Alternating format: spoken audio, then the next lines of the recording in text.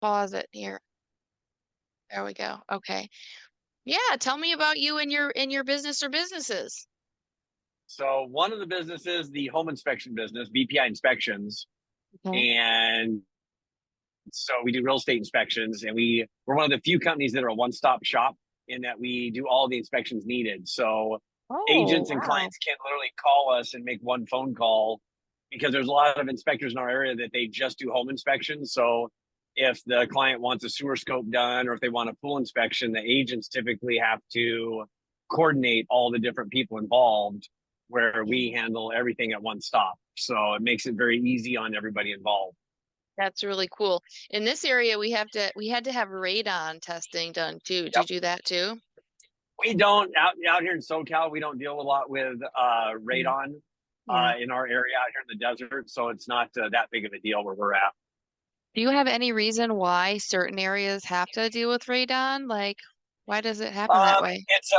It's a gas that's if I haven't done a lot of research on it because we don't deal with it, but Yeah. from my understanding, it's a gas that is naturally occurring within the ground, and Yeah. certain areas have a higher exposure rate to it, and it's cancer causing at that. Oh. So houses with like slab floors or slab on grade concrete with no crawl space, Yeah. they'll put mitigation systems in to get that gas instead of coming up through the house. They get it to fan around the house and get out from underneath the foundation, so it's not seeping up through the house.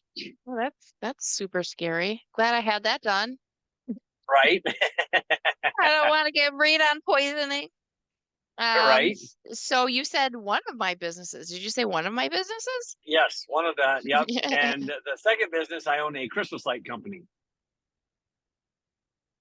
Christmas light company. Yep. So we are a lease model. So what people do is they say, we want Christmas lights up. So we go out and design the different options for them. And we have three different packages. We've got the elf package, which is typically just the front roof line. Yeah. And we've got the Santa package, which is typically the front roof line plus maybe a tree or two. And then our famous package is the Griswold package, Oh which no. that's why that's wide open. And let's see, our the most expensive Griswold package we've done to date was about $9,000. No freaking It looked it looked it way. looked it looked like somebody threw up with Christmas lights. They wanted so many lights out there. That is so fun. And which came first? Which came first? And how in the Yeah. world did you get into them both? Tell me the story. So the home inspection business came first. So I was a golf when I first moved down here to SoCal. I was a golf pro for 8 years. I got out of. I went to Chicago. Was in Chicago for 2 years. One winter back there, I had to get my ass back to SoCal, and the and then from there, when I came back to SoCal, I got involved in law enforcement. So I was a police officer the last 15 years, and I started my home inspection company 5 years ago.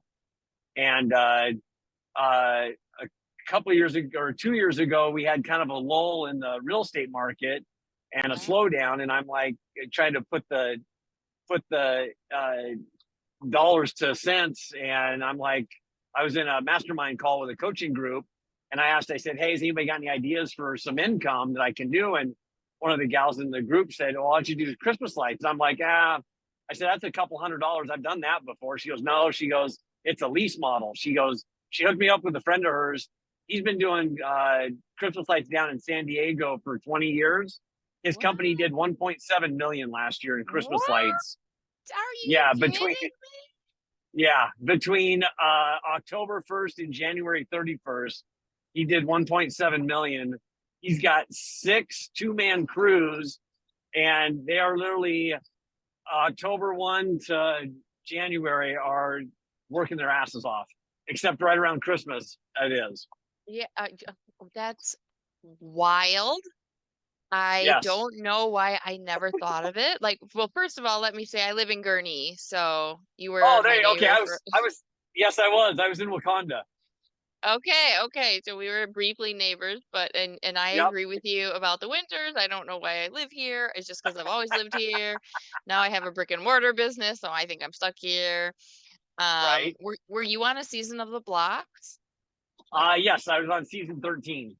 Okay, okay, a newbie. So we just finished shooting about 3 weeks ago. Okay, that's so cool. Okay, so I was on season 8. Oh, okay, perfect. Yep. So you guys, if you want to go see us on TV competing our little entrepreneur hearts out, you can, if you Yes. want. So season 6, 7, and 8 are on Amazon Prime now. But all Ah, of the perfect. seasons, I know, right? All of the seasons can be found on Facebook. There's I think it's called the Beta Blocks app. It's Correct. BETABLOX, and then also Vimeo, the App Store, and Google Play. So go check us out. It's a Definitely. competition show for entrepreneurs. It was fun, but the coolest part was that we got to we there's a Facebook group for alumni, and like it's the coolest Facebook group I've ever been in. It is. I love it. Talk about a mastermind. You can go in there and ask any question about any subject and someone knows something. That alone was worth the price of admission. Like you do have to pay to Oh, play, but definitely. but yeah, you get an education while you're there. So that's interesting. So wait, law enforcement though, that was like a weird little blip in there.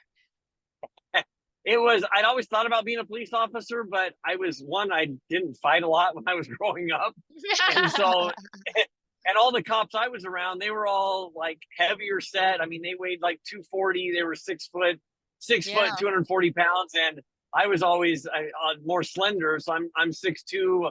I was 6'2", 165 when I got into law enforcement, and then when Okay. I put all the gear on, I Yeah. weighed about 200 pounds, and I'm like, Yeah. okay, this kind of works. But I learned very quickly that my mouth would get me either into or out of trouble. And throughout the years, I Yeah. think it's gotten me into trouble that I had to get it out of. Yeah. Wow. That's wild. You've had like a really interesting, varied career. So when did you leave law enforcement? Are you still in law enforcement? No, I got out law enforcement 3 years ago. So I was working down the San Diego area, and I I was working full time and then working overtime, and I Mhm. was seeing the same stuff day in and day out, and Yeah. it just wears on you. And then it was right around COVID, and the political climate is what it is. Yes. Ooh, I just yeah. I criminals were had more rights than law enforcement, and I was kind of what they refer to as a shit magnet, where I was finding things that cops or that the bad guys didn't want you to find, and Oh they were no. I'd go and arrest them, and they'd be out of the jail literally before my report's done. So Oh, it's like, wow. why would I do that, or why keep putting myself in that risk In mortal and taking danger that every risk? day. Yeah, Yeah, exactly. exactly. um and so yeah, it's not like everybody loves to see a fireman in the pretty red trucks. They never want to see the policeman in the black and white vehicles. Isn't that the truth? Yeah, firemen are non-controversial on every level. Exactly. Everyone loves them. It's Yep. interesting. They take on the persona too. My husband's cousin's married to a firefighter, and Uh-huh. he's like this jolly, sweet guy that everybody loves. He's like a big kid. That's how everybody thinks of him, and really is a sweet Yep. guy. So, and they're just heroes. Yep. And I used to feel that way about police officers, and now I'm a little bit more neutral, but Yep. I understand. Look, I know in Gurnee, the police officers are amazing here, Yes. and every force has its own personality, I think. So Yes, to that is a to fact. so to paint with a broad brush isn't fair, but the police officers here are amazing. I've lived in this town for like, oh my gosh, how long have it been? Mm. Oh wow, I'm getting old. Okay, so like 11 or 12 years. Yeah. And I've Oh, never there I've you never go. had anything but good experiences. Yeah, yeah. Now I grew up in a town on the other side of the border. And you're gonna actually recognize the name. I grew up in Kenosha, Wisconsin, and that Aha, is Kenosha.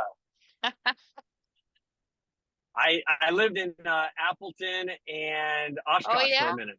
Oh my gosh, Yep. I have cousins in that area. Yeah, my whole Oh, no kidding. family. Yeah, yeah, yeah. My grandparents raised their family in Kenosha, but then like one of my aunts moved to Milwaukee. and then another one moved to Muskego, and then their kids kind of went more north. Oh, And then gotcha. and my brother and I kind of stayed in the area, and I even went south, down to Gurney. But my husband and I grew up working at Abbott Labs, which is, that's where everybody from Kenosha works, is there's like no good jobs in Kenosha, so everybody goes down to Illinois to work at Abbott. So after like, I don't know, probably 7 or 8 years of commuting every day, we're like, we're here more than we're in Wisconsin anyway for work. We might as well just move Right. here. So here we are paying these taxes, not like your taxes, but Oh, yep. And I barely live in California. I live right on the California-Arizona border, but oh, I'm is enough that in right? California. I get to pay those lovely California taxes.